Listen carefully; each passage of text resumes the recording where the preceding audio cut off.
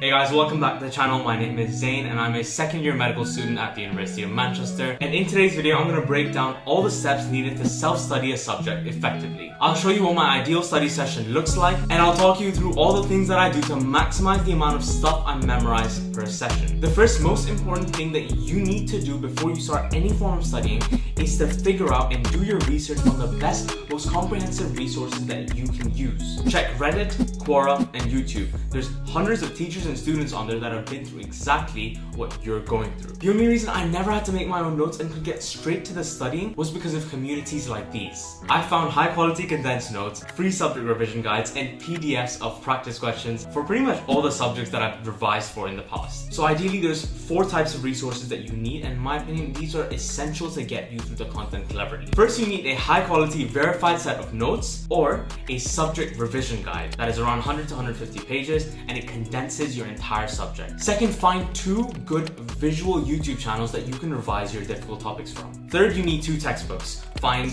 one main one that is used by everyone and one supplementary one that you can use to further enhance your knowledge. And lastly, you need to get your hands on a lot of practice questions. Whether these are from past papers, whether they're from textbooks, whether you make your own, they're essential. Getting your hands on these 4 things doesn't take too long and it only requires a little bit of research. And the thing is, when you do have all of these 4 things to study from in your arsenal, you'll have all the tools to memorize and take in information as fast as possible when you are studying. Before any studying, you need to make a list of all the topics and subtopics that you need to study for that exam. This is essential so you stay focused on the things that will be assessed in that exam. If you do have a syllabus for your subject, then it should be thoroughly read and understood, and you should try and label all of the topics on there with red, green, and orange so you know how well you understand the topics in those moments. All of these topics now need to be scheduled and time blocked for in the next few weeks in a very smart way. I've already made a video on how I make this revision schedule and plan all my revision out using spaced repetition that you can check out right here. But for now, let's get directly into the ideal study session. Start every single study session you have by testing yourself using practice questions. My go-to option is just to crack out 20 to 30 multiple choice questions before I start any learning. All of us have some form of pre-existing knowledge about the things that we're studying. So it's very, very important that you at least attempt practicing questions. Firstly, to assess how well you know the stuff. And secondly, to figure out exactly what weak topics you need to give more revision to time to than others. Doing this helps the way our brain processes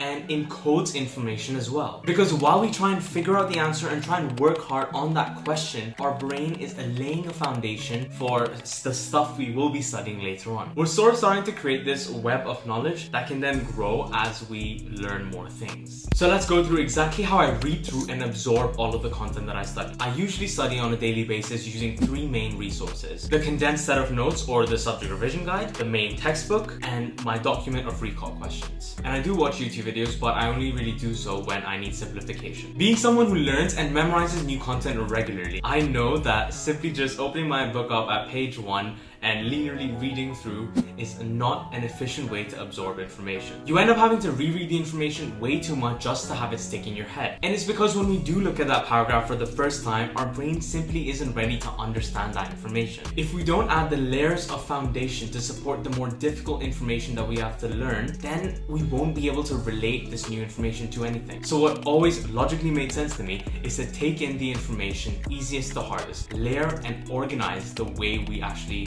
read and understand the information. For example, if I have a couple pages to get through, instead of just linearly reading through them, what I always do is go through the first easiest layer of information. This involves skimming the chapter for a couple minutes. It involves looking at the main bolded subheadings, the main bolded sentences, looking up keywords, and creating a general understanding of what's going on. Then after that, when I go to the more medium level, the second layer of information, this involves me looking at the basic concepts, ignoring anything overly complicated or difficult or too specific that I need to memorize. This is also when I start to make my own recall questions, which, don't worry, I'll explain. And then lastly, in the third layer, I focus on the harder, more difficult concepts, trying to tackle them one by one. But this time, after having those 2 layers of information already in your head, already understood, you'll notice that when you do look at the harder concepts, you now have previous knowledge, prior knowledge to associate the new difficult stuff with. You basically now have a baseline, and when you do learn the hard stuff, you'll notice that it was much faster than if you just read the concepts on their own, trying to reread and figure out what the harder stuff actually means. If we just went in and started reading from line 1 and encountered something difficult on line 4, we would get stuck and that would waste so much of our time. Whereas because we ignore that initially and focus on the other layers, we would focus on the easy stuff, the medium stuff, that allowed us to grasp that difficult stuff a lot better and a lot faster. I mean, don't get me wrong, I don't use this layering technique super strictly where I have the easy, medium, hard level, but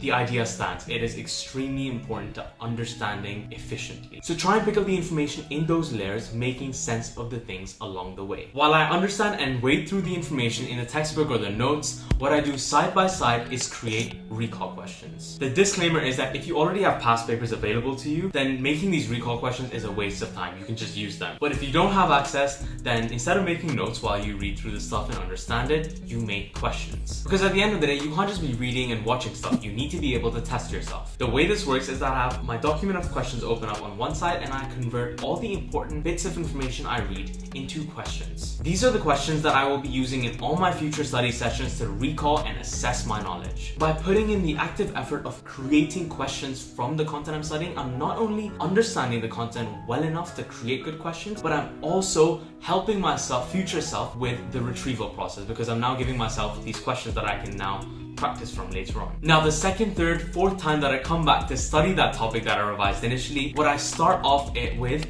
is by starting to practice those questions out loud without using any resources. Again, I try my best to answer them, and only after that do I go back to the content to try and understand what I didn't remember, fill in the knowledge gaps, and gain a better understanding. The main idea I want to give you is that reading the content and practicing questions can't be two separate activities. They need to be intertwined. Answer 3 to 4 questions on the subtopic, then go back and try and understand what you didn't remember in the textbook, then go again, answer 3 to 4 questions on another subtopic, then go back. This should be a back and forth process. It shouldn't be separated. People usually ask me whether they should make answers as well for the recall questions that they create. And I don't think you should, because most of the answers are already available in the textbook, the notes, and if they're not, then you can always Google them. Secondly, going back to the original source from which you made the questions from is a lot more effective when you're revising. When you go back to the textbooks or whatever to find the right answer, you're not just reading the 2-liner you wrote for yourself. You're learning and reading from something that's well structured, that's well explained, and that gives you the information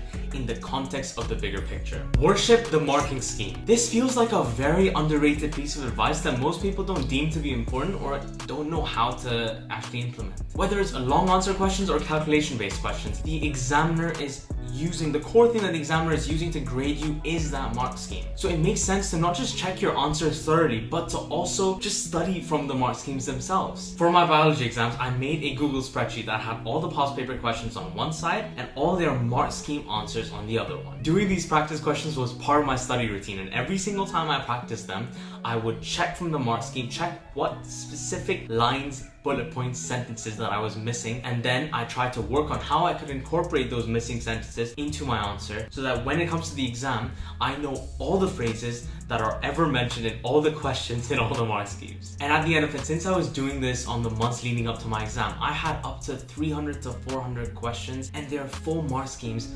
memorized. It wasn't like I went in with a mindset that I wanted to memorize them. It just happened because I practiced them so much. And the reason I suggest this to everyone is because the examiner has to use some variation of some of the questions that have come up in the past. And when they will use those variations, the chances are that their marking schemes of the questions will not be that different. They'll be very similar to what they were in the past. So if you can memorize those past marking schemes in this way, you'll basically be able to answer these questions perfectly. It may sound like you have to do a lot to memorize all of this stuff, but if you integrate this practicing into the ideal study session, if you follow the tips that I've given, you'll basically be able to naturally understand. And because you'll be able to naturally understand, it will just stick in your head. And the thing is, you can do this with any of your other content-based subjects as well. You can do it with geography, economics, history, literature, and I wish I did it for more of mine. I know I've mainly talked about how to self-study and what an ideal self-study session looks like, but to get some tips on how to make a very good provision schedule and to plan out all your studying with spaced repetition,